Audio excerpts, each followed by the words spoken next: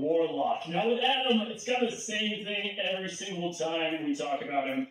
And it hasn't really changed. The only thing that's going more towards his favor this season is that Devil Dinosaur, which we will talk about a lot. He's very involved in the meta. It has a big head, and you're able to get a bit more of those resets and cooldowns because of that. But Adam still finds himself in a place of just not being up to scuff compared to the other strategists. That goes in the lineups he deserves to be in, like triple strategists, but also just in general. And that's going to high elo even.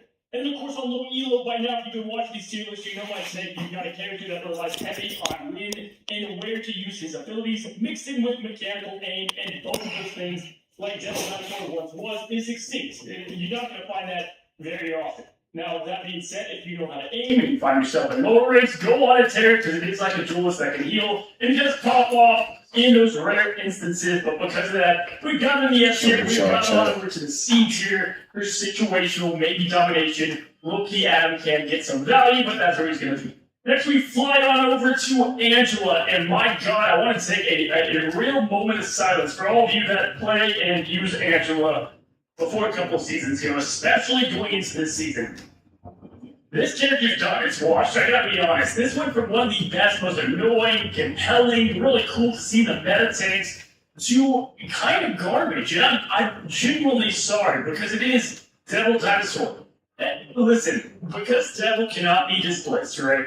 And when I say Devil, we're not talking about Daredevil. And Groot can. I feel like, and this might be a bold take, Angela can be displaced, that's fine, but I don't think she should be grounded. It makes sense for Iron Man and Storm and whatnot, but that beam shooting right into the heart of Angela makes her quite legitimately worthless in most levels of play.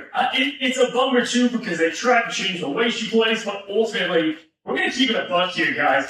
Angela's not good, and it's tough to see. She's going to go all the way down to the D tier. I just think that there's going to be better vanguards for most of what you're trying to do. Even though she does have some uniqueness to offer, this is not her season whatsoever. D tier is going to be high elo, and I'm going to put her in the F tier for low elo. Not only because you usually get only one vanguard down there, but on top of that, they're often who knows where. They're in another map most of the time, and you just can't have that. And now, even with that, they're not giving you a good value tank. Angela Baines, at least there's a new tank you can play. Now let's go ahead and whip on over to the opposite side of the spectrum, or at least in the tier list department, and that is Black Cat, our other new hero coming into the game. And Black Cat is one of those